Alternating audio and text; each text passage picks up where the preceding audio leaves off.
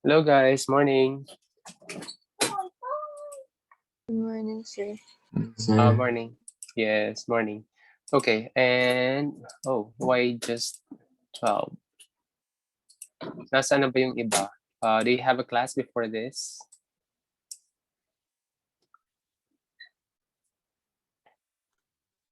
Okay, we're going to start now. And did we end up in here in this slide? Tama ba ako, guys? Okay. Dito ba tayo nag-end up sa lesson natin before?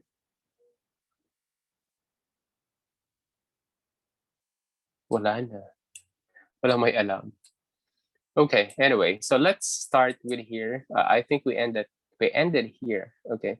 So it says here, guys, in a question, sorry. Again, by the way, let's have a short recap of our lesson. We discussed already how to identify the coordinates of a given angle measure in this form. So this is a wrapping function of the angle measure 5 pi over 6 in radian measure.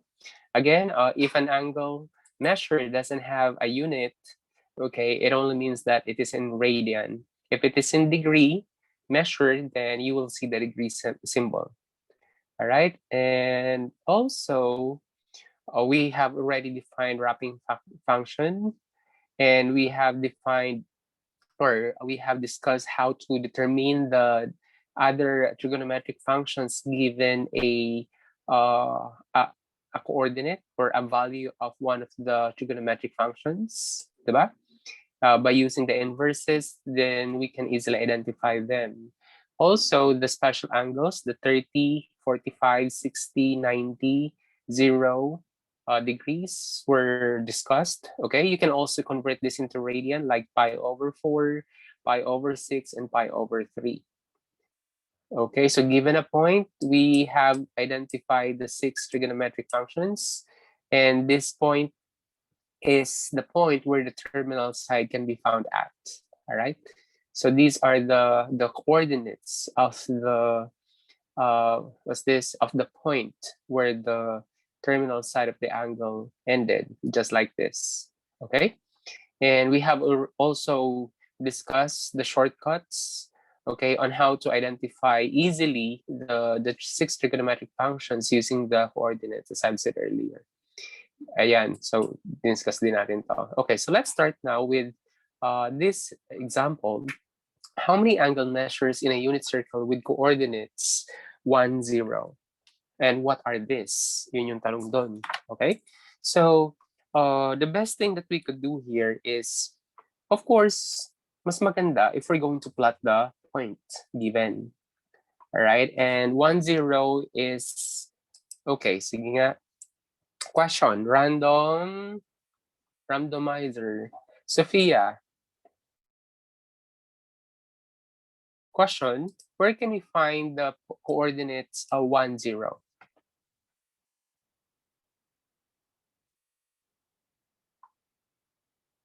Hello, Sophia, are you online? Okay, may chat.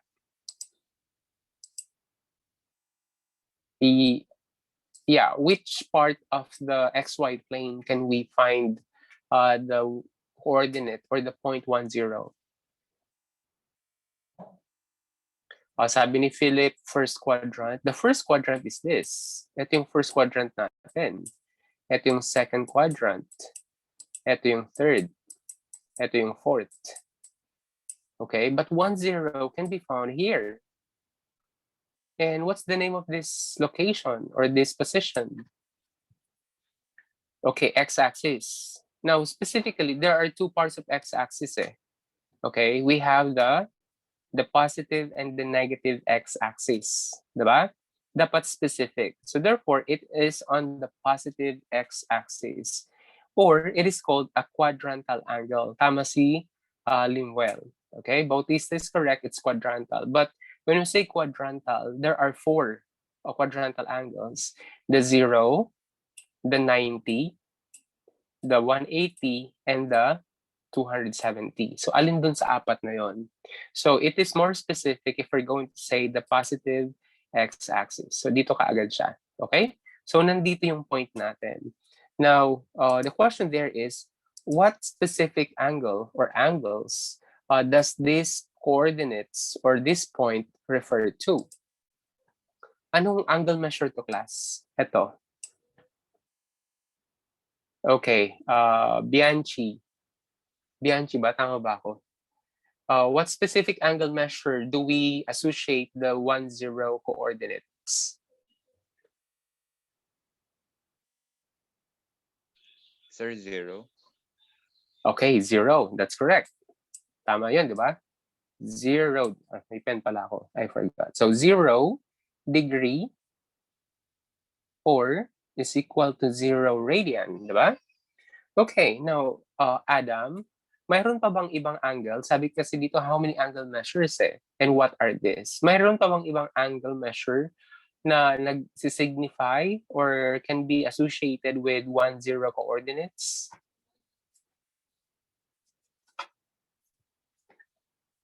Guys, Adam, so we have 0, which is equal to 1, 0. Ano pa?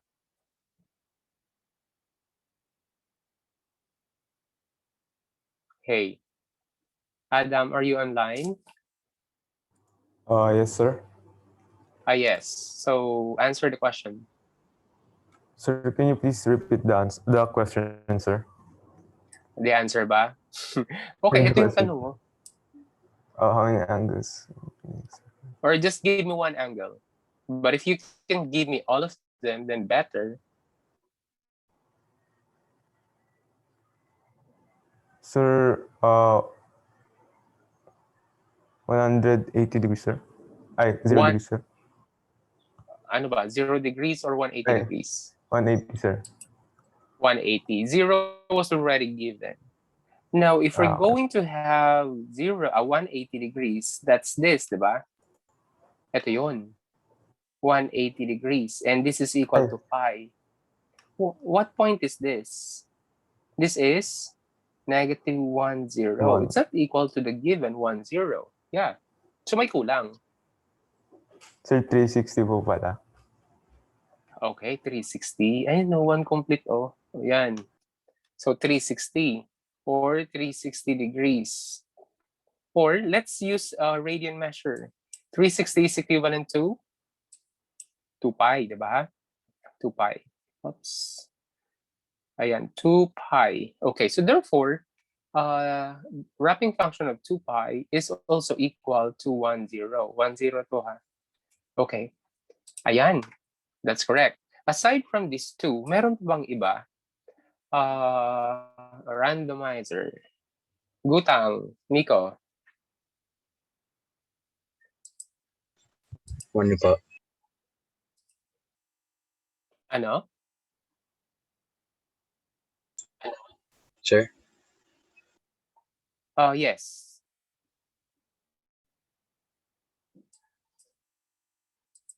Miko, I'm asking a question. Same question. Give me one angle measure in a unit circle with coordinates 1, 0. 4 pi po, sir. Okay, we have 4 pi. Tama naman, 4 pi.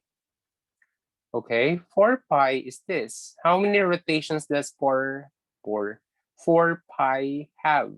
This is 2 pi, and another rotation, that's 2 pi.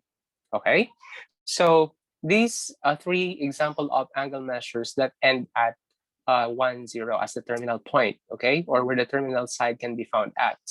So actually, there are infinitely many, okay, many angles. Since there are infinitely many angles, now the question there is, how are we going to write the final or the general answer for this? So let's say theta is equal to what, guys? Pwede naman class negative, di ba? Negative 2 pi. Ayan. Negative 2 pi, pwede naman siya. And then, negative 4 pi. O, pwede naman siya. Ayan, ang pangit, no? Negative 4 pi, pwede naman. Oh, don't limit to positive kasi those are also angles, the negative ones. The question there is, how do we, what's this? express our general answer? Paano nga ba? Look at this class. They're all even, di ba? So therefore, it is 2 pi times k. Where k, kasi ang pwede siya mag-negative, pwede siya mag-positive. Therefore, k is an element of integers. Okay? So pwede siya mag-0. Kasi when k is equal to 0, 2 pi k is equal to 0. Therefore, tatama pa rin to. Tatama ito, at yung mga negative angles natin. So this is now our final answer in the question given. Okay? 2 pi k. Okay, that's right, Jester.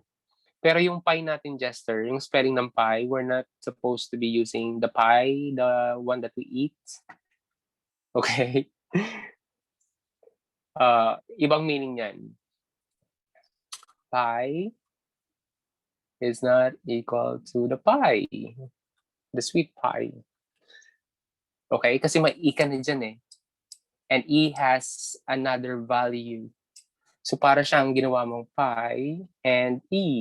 That's the pi. Gets? Jester?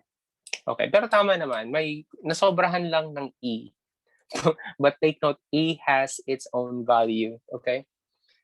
Sige. Pero consider siya. Just want to correct. All right, so we're done with that. Okay, I hope you understood what I mean. Okay, now class, the question there is, what do we call these angles? The 0, the 2 pi, 4 pi, negative 2 pi, negative 4 pi, and so on. Now, what do you observe with these angles? These angles end or has terminal sides at the x-axis, diba? Positive x-axis specifically. And if those angles ended at the same side or terminal side, what do we call them? Okay? Or anong tawag natin dun sa mga angle measures where the terminal sides end at the same place? We call them coterminal angles. Why coterminal? Because they have the same terminal side or terminal point. Diba? Sabi ko nga sa inyo, literal magpangalan ng math. So coterminal. Co means same and terminal means end or the terminal side, the last side. Okay? Ganon. Okay, so eto na yon. Now, how do we define coterminal angles? Two angles in standard position dapat are coterminal if their sides coincide. When we say sides, the initial and the terminal. Sir, paano naman nag-coincide yung initial? Di ba they are all in standard position? Ito, they are all in standard position. Therefore, they are all starting from the positive x-axis. Correct? And since they are having the same terminal side or terminal point, therefore, they're coinciding, the initial and the terminal. Okay? Okay, so now question. What is the general form of the angle where their initial side and the terminal sides coincide? And yung initial at terminal, sila na yung nagko-coincide. Anong mga angles ang tawag ng class? Or how do we express those angles? Hey, sige, ganito lang gagawin natin. Para hindi na kayo matawag, mag-recite na lang kayo pag nagtatanong ako. Okay? Ulitin ko. What do we call or how do we express those angles where the initial and the terminal sides are coinciding? Okay? Yun yung tanong ko ngayon. Anyone? Okay. Class. Sabi natin, ang coterminal angles are angles in standard position where the initial side and the terminal side coincides, which means yung initial sides nila nag-coincide tapos yung terminal sides nila nag-coincide din. Ang tawag doon ay coterminal angles. Now, ano naman ang tawag natin doon sa angles na yon na yung initial side niya at yung coterminal sides nilang lahat ay nagko-coincide. Okay? The terminal side and initial side coincide. Wala? Sige. Randomizer. Oh, isa. Si Sir chamba-chamba lang eh. Hindi kaya. Nag-randomize kaya ako sa participants. Okay, Isa. What do you call them? Or how do we express them?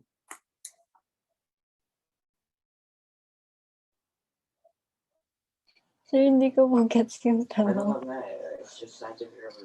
Hindi nyo gets yung tanong? Okay. Ang coterminal side, Sir. di ba? Yes. So do I have to explain the process po po, Yes, sir? Leroy. No need. You're just going to name the angles, or if there is special name, pwede rin, or whatsoever. Negative Okay. 300 degrees po, sir. Okay. Negative 300 degrees? Are you sure? No, sir. Negative 300 degrees is somewhere here. Diba? Ayan yan. So, this is the initial side. The terminal side and the initial side are not coinciding. So therefore, it doesn't satisfy the given condition that I asked. Okay? So ang tanong ko ngayon, class, anong tawag mo dun sa angles na yon wherein, sige nga, illustrate natin para clear.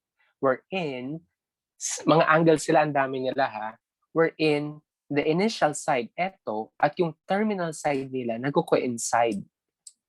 Ayan. Nag-coincide na yung red and magenta, di ba? Revolution. What do you mean? Revolution is a type of movement of the angles? Okay. Si Philip, sabi ni Philip, 360 or negative 360. Ayan, yan yung specific. Okay, na measure ng angles. Or, same thing, 2 pi k. Sabi ko, di ba, what are the angles or what do you call those angles in general, or express those angles in general? Okay, standard angles. What do you mean standard? Okay, Lingwell, what do you mean by standard angles? Are you talking about standard position angles? Yes, sir. Nakita ko lang. Okay. Okay. Standard position angles are angles wherein the initial position is at the x-axis, positive x-axis, no? So ito standard position din to, but it doesn't come up with the given condition that the terminal and the initial sides are coinciding. Okay? So ito na yun. 2 pi k. Those angles which are multiples of 2 pi. Guys, ayan na, 2 pi k. 0 degrees. Sir, bakit yung 0 may S sa degree, tapos yung 1 degree lang? Alin ba, sir, ang mas mataas? 0 or 1?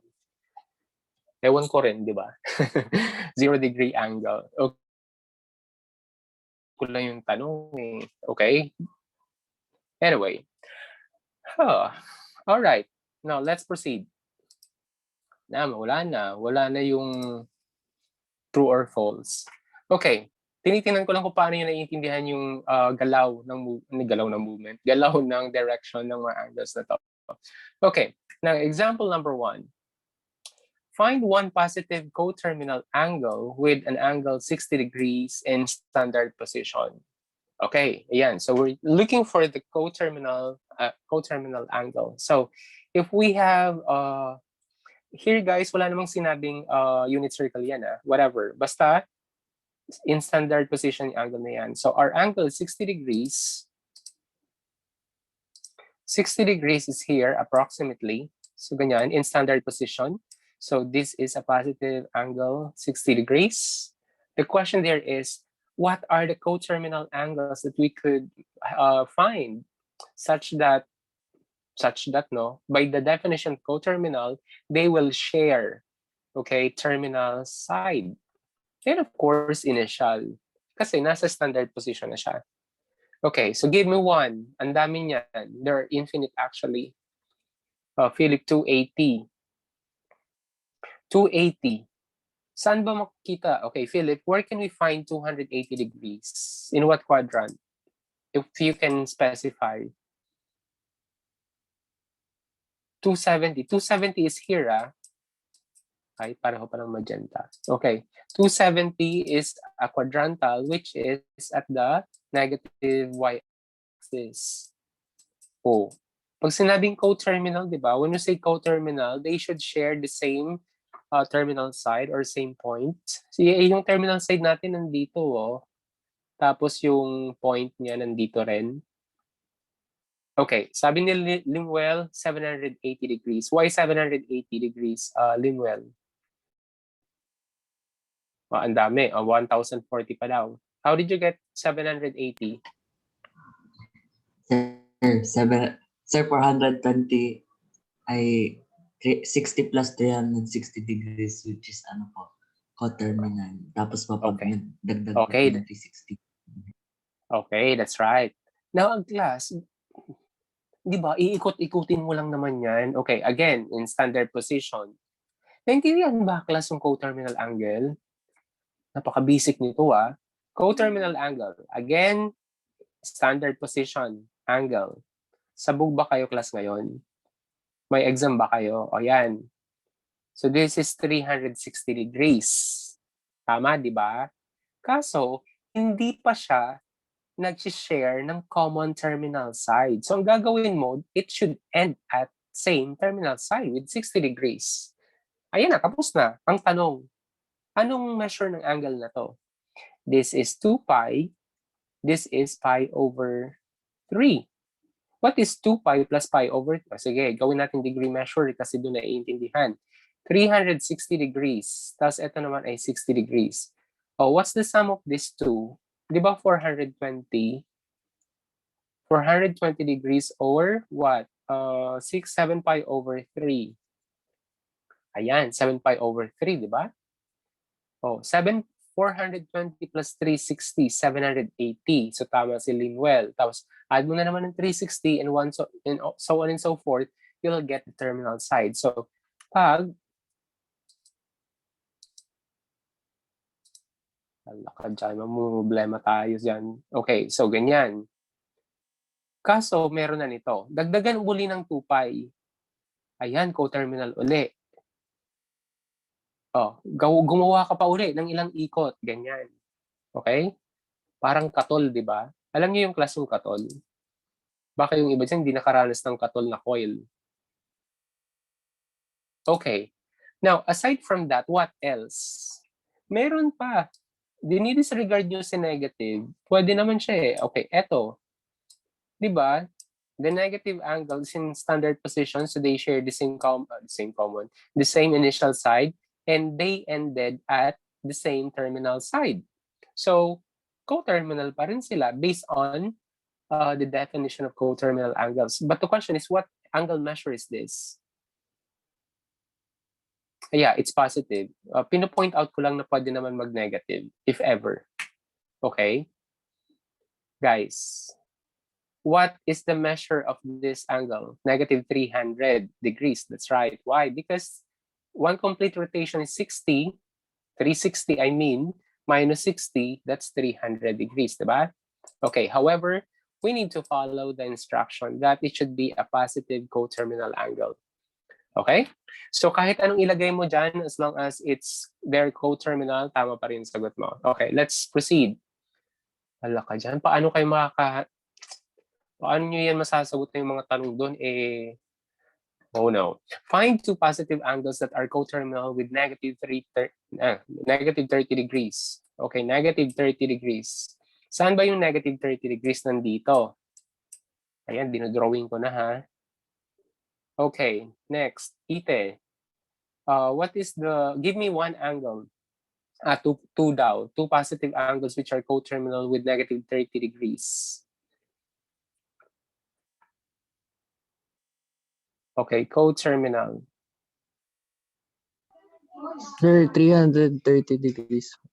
Okay, very good. 330. Ano pa? Dalawa daw eh.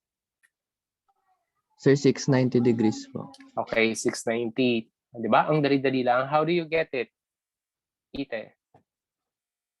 Sir, 360 minus 30 degrees po.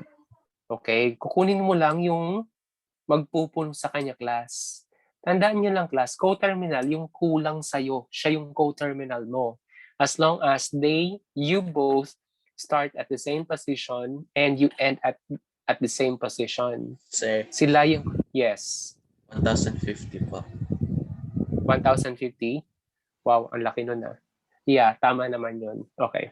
Kung gusto nyong pahirapan si teacher nyo, sige, magbigay kayo ng sobrang taas na number. Pwede naman yun. Okay, or you can just the coterminal angles to 330 degrees. That's right, Philip. Okay, can be expressed as 2 pi k, where k is an element of integers. Nakuha guys, positive pala. Kasi positive yung nakalagay dito. Okay?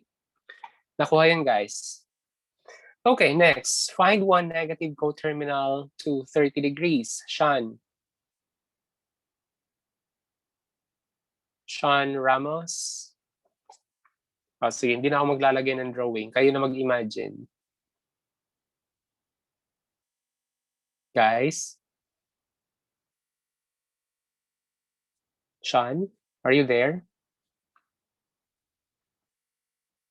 Yes. Okay. What's the answer? Sir, to clarify lang po, sir, may tanong lang po. Sige, go. Go lang. Kapag negative ba po, sir, kailangan po i-add po yung value po ng angle po, sir, sa 360 po.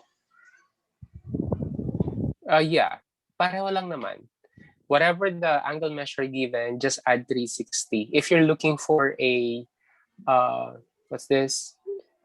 If you're looking for a positive measure, depende kasi yan kung negative yung hinahanap or positive.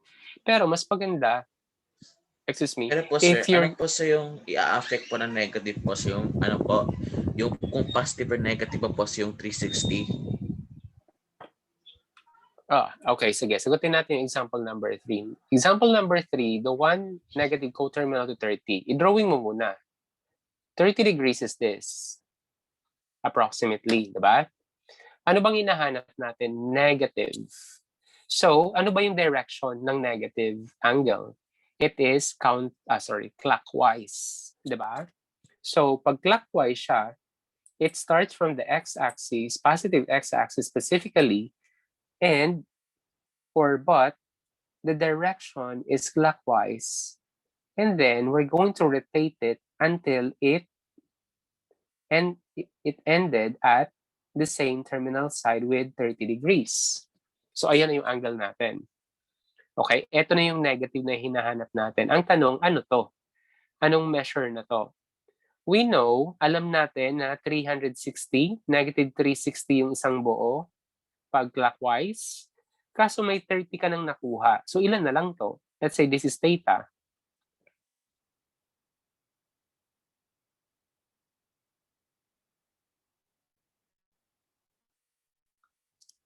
$690, pwede rin. Kaso sobrang laki na, no? So let's just deal with a simpler value, a value which doesn't rotate too much. Okay? Pero pwede naman yan, well, that's also correct. This is, theta here is equal to negative 360 degrees plus 30 degrees equals negative 330. Okay? Now, I understand, Philip, your question. Ayoko lang kasing nagme-memorize kayo ng mag-a-add ako, mag-minus ako, ganun. Analyze mo yung figure because the figure will let you know what operation you're going to use. Okay?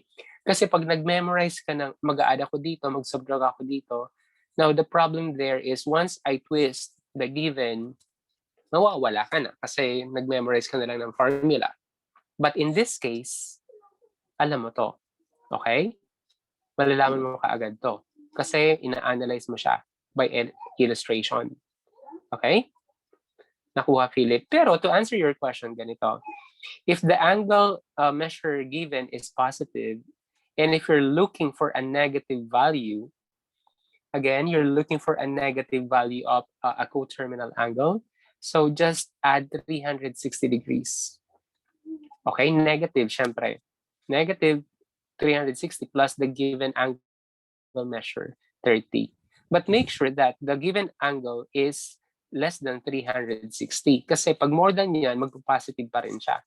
Pag positive pa rin siya, mag-add ka uli ng negative 360 degrees. Ganun yung ginagawa. So again, okay, I hope you understand that. Okay? Again, mas magandang ina-analyze yung figure. Huwag ka mag-memorize. Okay? Nakuha, guys. Now, okay, Philip, can you please give me one positive coterminal angle with 30 degrees? One positive coterminal 390 po, angle sir. with 390. Okay, very good.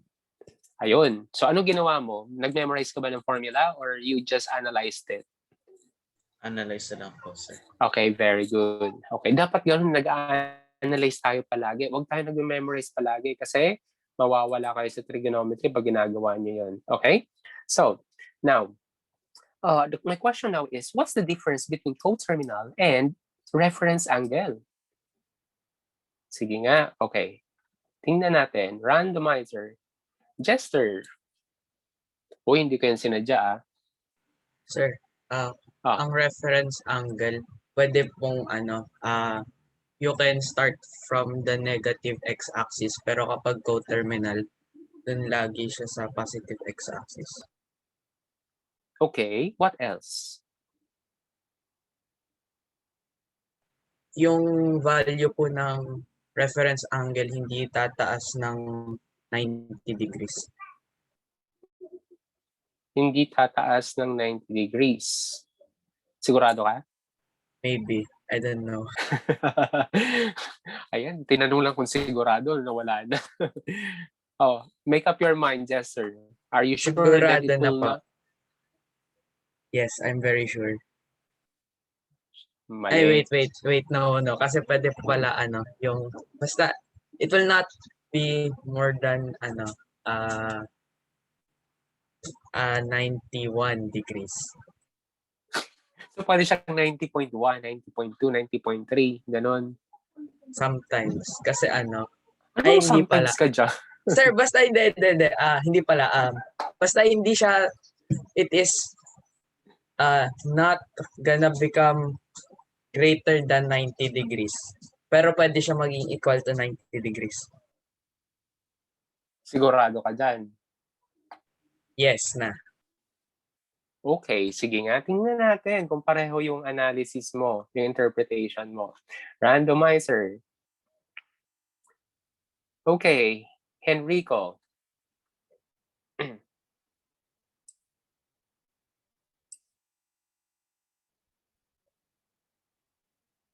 Sabi ni Ricardo, Sir, the acute angle that the terminal side makes with the x-axis. Ano to? You're talking about the reference angle. Okay, tama si Ricardo, di ba? Tama yon. Oh, Henrico, are you online? Of course, nandito ka eh. Online ka dapat. Kasi it will be ang tawag doon, illogical if you're not online but you are present in Zoom, in our VC. Oh guys, Henrico, parang mali yung tanong ko, no? Are you online? Malamang online yan. Henrico, are you, ano ba? Hindi naman online. Are you there? Paramdam ka naman.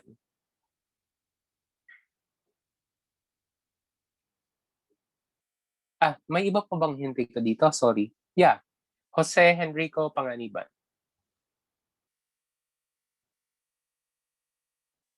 Ilan bang Henrico meron sa atin? Sorry guys hindi ko memorize mga pangalan niyo. Okay. Yes, Henrico, same question. What's the difference between coterminal and reference angles?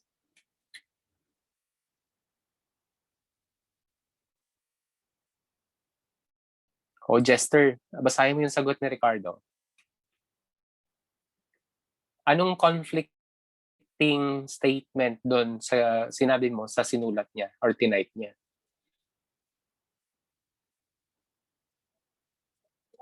Magiging 90 degrees. Possible po maging 90. Okay, so sinong tama? Si Migo po. Actually, pareho kayong tama. May mali ka lang. So therefore, mali ka. Okay? Nasobrahan ka ng isa, which is the 90 degrees. It should be an acute angle. Okay? Tama ba? Tama na, Jester, ah? Mayos ka. Okay. So, when we say, reference, Eroy, 89-degree angle is also a reference angle because it's an acute, okay? But to talk about coterminal and reference angle is always an acute angle. Tama si Jester, sinabi niya na it can be found at the negative x-axis or positive x-axis, while the coterminal angle is always starting at the initial side. Okay? So, si reference class, hindi siya Si reference angle, hindi siya standard position. Pero si coterminal, reference, not a standard position angle, pero si coterminal angle is nasa standard position siya. Understood? And reference angle could be obtuse or more than 360. It could be infinity. Pero si coterminal, bayan, mali ako. Wait lang, naguguluhan lang ako sa sulat ko. Erase ko na nga.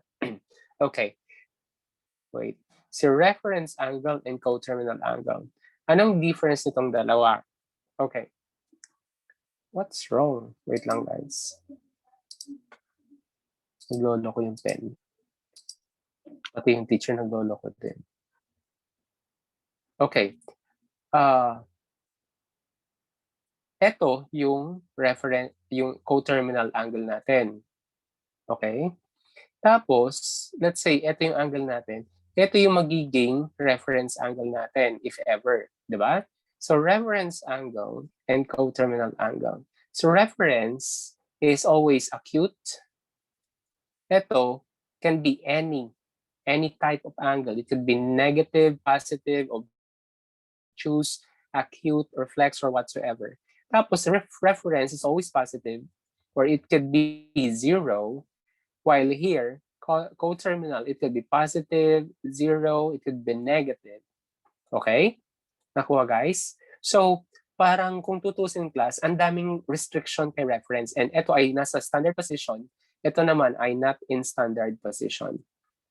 Okay? Or pwede siya maging SP, standard position, kung nasa first quadrant yung angle na to. Nakuha, guys? Alam ng difference ng dalawa, ha? Okay. So, now, ang dami nating... we're not supposed to be discussing those kasi nga basic lang yon. Pero gusto ko lang malaman na clear sa inyo. Kindly reconnect once we're disconnected. Okay. Find an angle with measure between 0 to 360 degrees that is coterminal with an angle 1290 in standard position. Ayan. So, 1290.